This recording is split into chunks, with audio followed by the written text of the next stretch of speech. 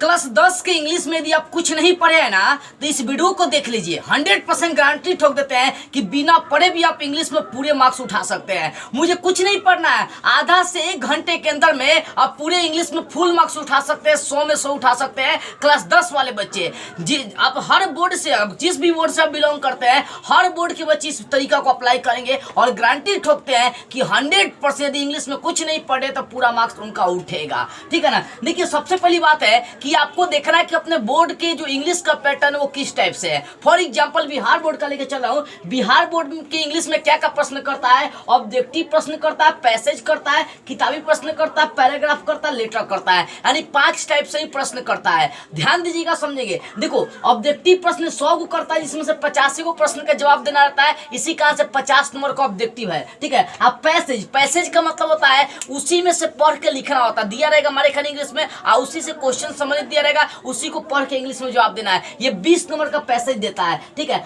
किताबी प्रश्न जो इंग्लिश का किताब है उसका जो किताबी प्रश्न है मात्र जो होता है वो 10 नंबर का देता है। कितना नंबर का देता है? 10 नंबर का किताबी प्रश्न देता है। उसके बाद पैराग्राफ का मतलब क्या होता है? पैराग्राफ का मतलब हो गया आपका इसे का मतलब इंग्लिश में निबंध लिखना है किसी चीज पर। मान लो स्कूल पर दे दिया, मान लीजिए आपको होली पर दे दिया, कोविड-19 पर दे दिया, या मान लीजिए आपको प्रिय शिक्षक पर दे दिया, इन्वायरमेंट पर दे दिया, कंप्यूटर पर दे दिया, एजुकेशन पर दे दिया। तो कहीं ना कहीं ये सब चीजें बहुत इंपॉर्टेंट है। ध्यान दीजिएगा।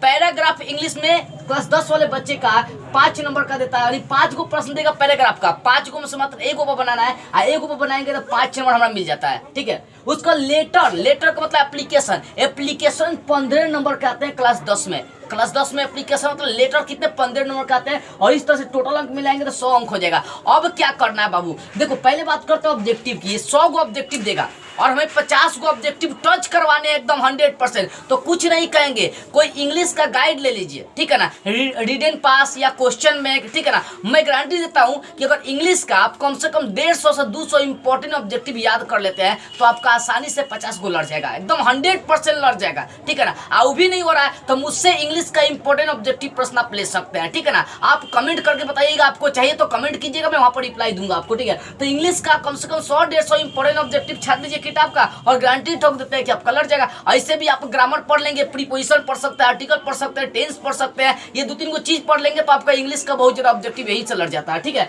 तो ऑब्जेक्टिव के लिए कम से कम 100-150-200 इंपॉर्टेंट ऑब्जेक्टिव छाट लीजिए, आपका लड़ जाएगा, 100% गारंटी देते हैं। अब पैसेज वाला बात है, तो पैसेज वाले की बात करते हैं। तो पैसेज में क्या होता है कि पढ़ के लिखना रहता है, दिया रहेगा उसी में, क्वेश्चन आंसर सब उसी में रहेगा, पढ़ के बशर्ते लिख देना। ये पैसेज का 3 को प्रश्न करेगा आपको और तीनों का तीनों हमें जवाब देना है। 6 को करता है तो 3 को का जवाब देना होता है। इसको केवल 20 अंक का 20 नंबर का ये पैसेज पूछता है। तो इसमें दिमाग लगाने की आवश्यकता नहीं, उसी में दिया रहेगा और उसी में से टच करा के आपको लिख देना। ठीक है। इसमें कोई बात नहीं है। अब किताबी प्रश्नों का जवाब कैसे देंगे बाबू?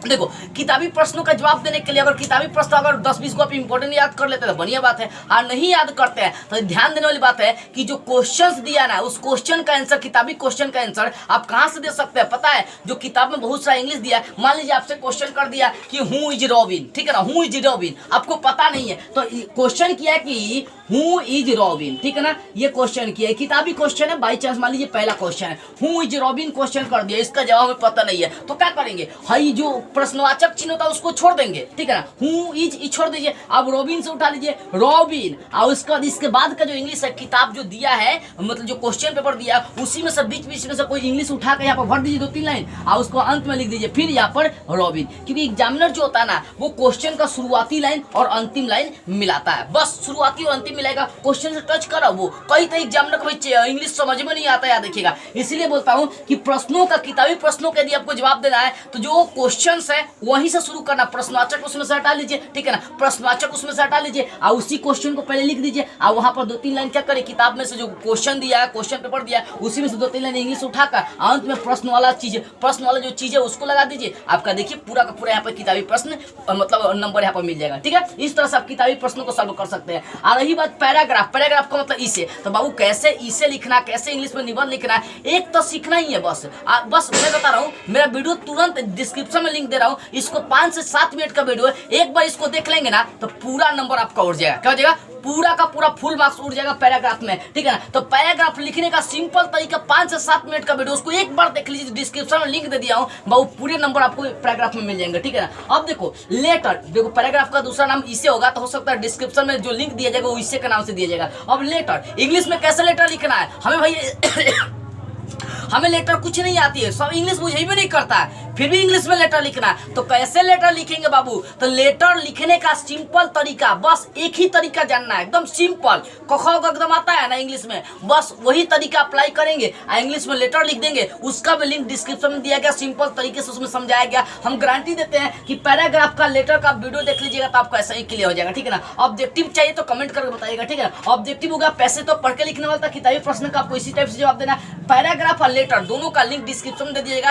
कि कैसे पैराग्राफ लिखते हैं और कैसे लेटर लिखते हैं, ठीक है। इस तरीके से आप पूरे का पूरे इंग्लिश में नंबर ला सकते हैं। 100% पूरे इंग्लिश में क्लास 10 वाले बच्चे नंबर उठा सकते हैं। इसलिए बाबू इस वीडियो को जितना हो सके सही बच्चों के पास शेयर करें। जिन जिन बच्चों को लगता है कि इंग्लिश हार्ड है, कुछ नहीं करना है, 5 चीजें पढ़ना, ऑब्जेक्टिव, पैसेज, बुक वाला प्रश्न पढ़ना है, ज्यादा नहीं, वो भी कैसे हल करना है बता दिया तरीका, पैराग्राफ, लेटर, इन चीजों को पढ़ लीजिए, इंग्लिश में पूरे नंबर चले जाएंगे। पूरा किताब पढ़ने की आवश्यकता नहीं है। इस वीडियो को सभी बच्चों के पास शेयर करिए। जय हिंद।